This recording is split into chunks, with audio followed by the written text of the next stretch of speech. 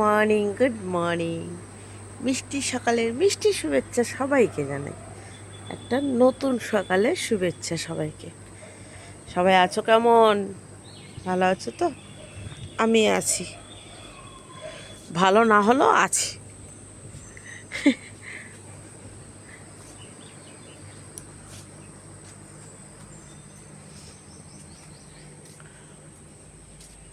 দেখবে আমাদের বাড়িতে আনারস হয়েছে, এই দেখো।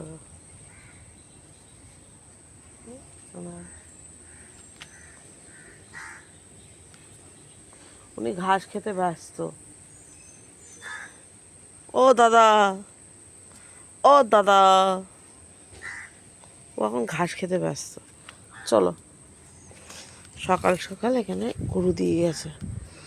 কালকে যত কেচেছিলাম, এর আগের ভিডিওতে তোমরা দেখেছো, ঠাকুর ঘরটা পরিষ্কার করেছিলাম যে, তার সব সকালবেলা মেলে দিয়েছি। এই একটানা রোদে সব শুকিয়ে যাবে একদম। চলো ঘরে যাই।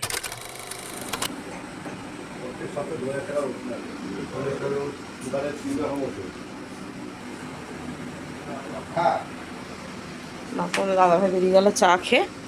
ভদ্রলোক, তোমার দাদাভাইয়ের এক চেনা জানা লোক, খোঁজ করতে এসেছিলো। সকালবেলা এসেছিলো বলে তাই লোককে, নাহলে তোমাদের দাদাভাইকে আর পেতোই না। তোমাদের সামনে এখনো এসে উঠতে পারিনি আমি। ফ্রেশ হয়ে চলে এসেছি, গোপাল সেবা দেওয়া হয়ে গেছে, ঘরের কাজ হয়ে গেছে, কিন্তু আমি এসে উঠতে পারিনি। এই কাজ ওই কাজ করতে হবে। মর্নিং, গুড মর্নিং, আরও একবার গুড মর্নিং। নীলিমার হ্যাপি ফ্যামিলিতে তোমাদের সবাইকে স্বাগত জানাই। আশা করি সবাই খুব ভালো আছো, আমিও খুব ভালো আছি। গরমটা ভীষণ পড়েছে, যার জন্য আমার শরীরটা খুব খারাপ লাগছে। এই গরম পড়লে আমার খুব শরীর খারাপ হয়, কারণ হচ্ছে প্রেশারটা ফল্ট করে, আর হচ্ছে তোমার মাথা ঘুরে, শরীর ঝিমঝিম লাগে, ভীষণ কষ্ট হয়, সাফোক্রিয়েট হয়, নিঃশ্বাস নিতে কষ্ট হয়। যত এসি থাকে, এসিতে তো আর সারাক্ষণ চালিয়ে বসে থাকা যায় না, ঘরের কাজগুলো কী করবে। এই আর বাইরের, আর এই ঘরে ফ্যান চালানো যায় না, প্রচণ্ড গরম। এই সব নিয়ে চলছে। তো চলো, শরীর থাকলেই সমস্যা হবে, সমস্যা ছাড়া মানুষ বাঁচতে পারবে না, তাই তো? তো আজকে হচ্ছে শুক্রবার, উঠেছি তো অনেক সকালে, দেখতে পেলে ওগুলো সমস্ত কাজ আজকে তোমাদের সাথে শেয়ার করিনি, শেয়ার করে উঠতে পারিনি। কাজগুলো একবার সেরে নিয়েছি ঠান্ডা থাকতে থাকতে। এখনও অনেক কাজ বাকি আছে, কারণ হচ্ছে কালকের কাজগুলো আজকে করে রাখতে হবে, অর্থাৎ শনিবারের কাজ আজকে করব। কেন করব সেটা হচ্ছে, আমি একটু যাব, বাপের বাড়ি যাব। তো বাবানের স্কুল ছুটি, এই সব নিয়ে যাই, একটু ঘুরে আসি, ভালো লাগছে না। বাবানও বলছে চলো মা একটু কোথাও যাই, কোথাও যাই, গরমে রোদ্দুরে কোথায় যাব বলো তো? তো আমার যাওয়ার জায়গা বলতে ওই একটাই, আমার বাবার বাড়িতে, এছাড়া আমার কোনো যাওয়ার জায়গাও নেই, এটাও ঠিক। তো আমি বললাম চলো, কারণ আমার না আছে মাসি, না আছে পিসি, না আছে বোন, না আছে দিদি, কোনো কেউই নেই আমার। এক থাকার মধ্যে এক বাবা মা। তো যাই, মায়ের কাছ দিয়ে ঘুরে আসি। মাও বলছে আয় একটু এসে ঘুরে যা। মায়ের বাড়িতে যাবো, কী বলো তো, মায়ের বাড়ি তো বিভৎস গরম, আর হচ্ছে কারেন্ট থাকে না, এই একটা সমস্যা। তো যাই হোক, যেমনই হোক, বাচ্চাটাকে নিয়ে যেতে হবে, কারণ ওরা এখন গরমের ছুটি পড়ে গেছে, তোমরা জানো এখন গরমের ছুটি চলছে, কোথাও ঘুরতে নিয়ে যেতে পারছি না। তো ওরও তো একটা বোরিং লাইফ লাগে না, তাহলে চলো চল গিয়ে ঘুরিয়ে নিয়ে আসি। তো এটাই তো, কালকের কাজগুলো আজকে করে যেতে হবে আমাকে, এই সবটাই তোমাদের সাথে শেয়ার করলাম। তো চলো, ছোটোদেরকে অনেক ভালোবাসা, বড়োদেরকে প্রণাম জানিয়ে একটা নতুন ব্লগ শুরু করেছি। আশা করি সবারই খুব ভালো লাগবে। সাথে থাকো, সঙ্গে থাকো, দেখতে থাকো। দাদা ভাইয়ের জন্য টিফিন রেডি করে দিয়েছি, পাস্তা, শশা দিয়ে দিয়েছি, সস দেবো না, সস খেতে পারে না। আচ্ছা, এটা ওইটুকু রয়েছে, ঢেকে রাখি। বাবান এখনও ধ্যান করছে, ওই যে এখনও ধ্যান করছে। আমি বিছানার চাদরটা তুলবো আজকে, বললাম না কালকের কাজ আজকে করে রেখে দিয়ে যাবো। তো বিছানার চাদরটা তুলতে হবে, যেহেতু আমি শনিবার থাকছি না, টানা 7 দিন মোটামুটি এটা চাদরটা পাতা, আর ঘামেতে চ্যাকব্যাক করে। দেখি জানলাটা এবার খুলে দিই। মাছগুলো দেখো ধীর হয়ে গেছে একদম, এই জানলাটা খুলে দিলে রোদ আসে, ওর জন্যেই। কিন্তু একটা হাওয়া দেয় তো,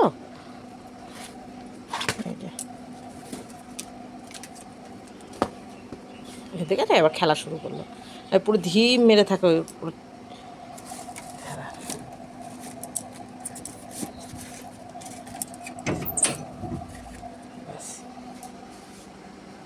মোটামুটি সন্ধ্যে অবধি খোলা থাকে। আজকে আর থাকবে না, কারণ হচ্ছে তোমাদের দাদাভাই, আমি বেরিয়ে যাবো যেহেতু, তোমাদের দাদাভাই ঝড় বৃষ্টি হলে কি কোথায় থাকে না থাকে কোনো ঠিক নেই।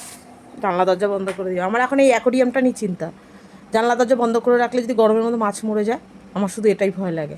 অ্যাকচুয়ালি কী বলতো, অ্যাকোরিয়াম অনুযায়ী অনেকগুলো মাছ আছে এখানে, প্রায় 20টা মতো মাছ আছে এই জায়গাটাতে। দেখলে মনে হয় যেন 5-6টা 20টা মাছ আছে। যখন পরিষ্কার করে গুনি তো 20টা, আগে ছিল 21টা, একটা মরে গেছে অনেক দিন আগে, ওটা মরে গেছে শীত থাকতে থাকতে। আমি তো শীতকালে এনেছিলাম, তো এখন আছে পুরো 20টা। ওটাই ভয় লাগে আমার, কারণ অ্যাকোরিয়ামটা যে খুব বড় তা তো না, লম্বা হলে পরে আবার এতটা অসুবিধা হতো না। আমারটা তো গোল প্যাটার্নের, তাই ভাবি কিছু যেন না হয় মাছগুলোর। গ্যাস পরিষ্কার করে দিয়েছি, টিফিনে পড়লে না বলি না ঘেন্না লাগে দেখতে, গ্যাসটা নোংরা হয়ে থাকে, পরবর্তী রান্না করতে আর ইচ্ছা করে না। ঠিক আছে, আর এই যে মাছ ধুয়ে রেখে দিয়েছি, যে মাছ ধুয়ে নুন হলুদ মাখিয়ে রেখেছি, নাহলে নষ্ট হয়ে যাবে। চলো, সেটটা হ্যাং করছে গরমের জন্যে। এবার বিছানার চাদরটা পাল্টাবো। চলো চলো কাজ করি, গরমে আর শরীর দিচ্ছে না, কী যে করি ভগবান জানে। চলো বিছানার চাদরটা পাল্টাই। পুরো পরিষ্কার করে দিয়েছি, সব ছাড়িয়েছি, বাবানকে পড়তে বসিয়েছি।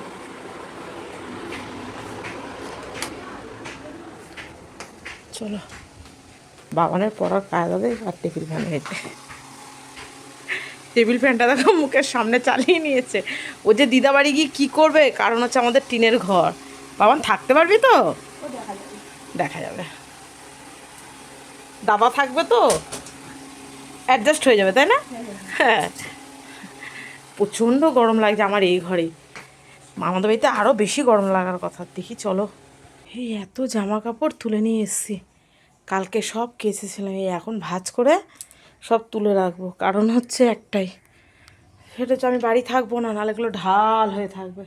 ফ্যান চালাতে পারছি না, এত গরম। বাবানকে স্নান করিয়ে দিলাম, বাবান টিকতে পারছে না গরমে। এই জামা কাপড়গুলো নিয়ে যাব বাড়িতে, এই প্যান্টটা বাবান পরে যাবে। ঠিক আছে, চলো এগুলো ভিজিয়ে দিলাম, একটু ভিজুক না তো, না হলে ময়লা ছাড়তে চায় না। ওখানে অনেক দিন 7 দিন ধরে পাতা থাকে তো, ওখানে ভিজিয়ে রাখলাম। আর এগুলো দিয়ে হচ্ছে ওর যে নিজস্ব কালার, সেগুলো বেরিয়ে যায়, তো একদম মনে হবে যেন বহুত পুরনো প্যান্ট জামা এরকম। ওই জন্য এগুলোকে কেচে ধুয়ে এখানে রেখেছি। আর এই বাবানের এই সেটটা নিয়ে যাবো বাড়িতে, ওই জন্য ধুয়ে দিলাম। ঠাকুর ঘর মোছা হয়ে গেছে, ঠাকুর ঘর ক্লিন করে রেখে দিয়েছি। চলো বাবানকে গিয়ে নক করি, অনেকক্ষণ হয়েছে, প্রায় 5-10 মিনিট হয়ে গেছে।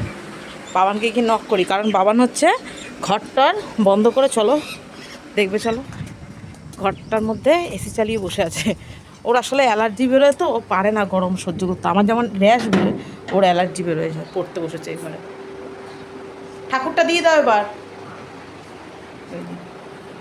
এসি একখানা চালিয়ে নিয়েছে, দিয়ে এই যে ও পারে না, ও সারা গা মানে চুলকাতে চুলকাতে পুরো র্যাশ, পুরো দগড়া হয়ে যায়।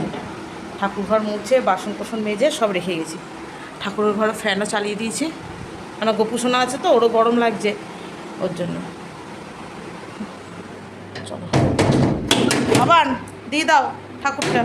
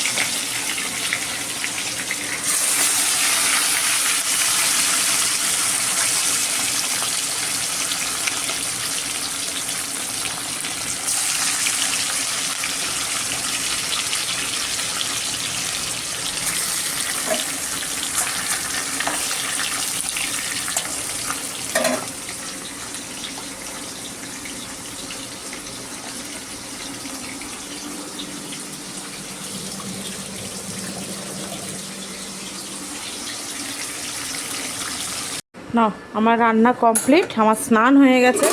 এই ভাজাটা বসিয়ে দিয়ে আমি স্নানে চলে গেছিলাম, মানে আর পারা যাচ্ছে না গরমে। প্রচণ্ড কষ্ট হচ্ছে, আর তার থেকে বেশি কষ্ট হচ্ছে আমার হাতটাতে। হাতটা নাড়তে পারছি না তো, ডান হাতটা প্রচণ্ড ব্যথা করছে আমার। তাই তোমাদের দাদাভাইকে বলছি যে কী যে আছে আমার কপালে, এই হাতের এই সাইডটা পুরো ফুলে গেছে, ঠিক আছে, এই সাইড দিয়ে পুরো ফুলে গেছে। এটা ছোটোবেলাকার একটা ব্যথা, কিন্তু এখন হচ্ছে কেন বুঝতে পারছি না, লাগেও নি, কিছু হয়নি। তো চলো, good afternoon all my YouTube family, সবাইকে জানা আজকে নীলিমাদি বাড়ির লাঞ্চের মেনু কী হলো, নীলিমাদি কী করলো। তো চলো দেখে নিই। কালকের একটু বেসন মাখা ছিল, ওটা দিয়ে পেঁয়াজি করেছি, ঠিক আছে। আচ্ছা, ডাল করেছি, দেখিয়ে দিয়েছি। আর হচ্ছে এই যে মাছের ঝোল, ডাল, পটল আলু ভাজা, কটা পেঁয়াজি, মাছের ঝোল, আর হচ্ছে এই যে সাদা ভাত, ঠিক আছে। চলো দেখিয়ে দিলাম। এবার খেতে দিতে অন্য দাদাভাই চান করে চলে এসছে, মানে সবাই গরমে আগে স্নান করে নিচ্ছে, তারপর সহ্য করতে পারছে না, খুব গরম, বলছে আমি আগে স্নান করবো তারপরে খাবো। চলো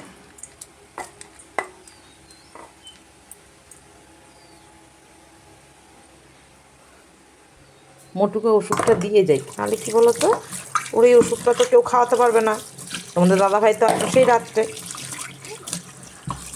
আর আমাকে একজন জিজ্ঞাসা করছে, দিদি ও মোটুকে এটা কী ওষুধ খাওয়া, এটা ক্যালসিয়াম ওষুধ, ডাক্তার বলেছে ওই যে পেছন পোর্শনটা ওরকম হয়ে গেছে না, তাহলে ডাক্তার বলেছে ক্যালসিয়াম ওষুধটা খাইয়ে দেখতে পারেন, মিরাক্কেলও হয় অনেক সময়। তো আমি ওটাই আনতে হবে, ওষুধটা প্রায় শেষের দিকে।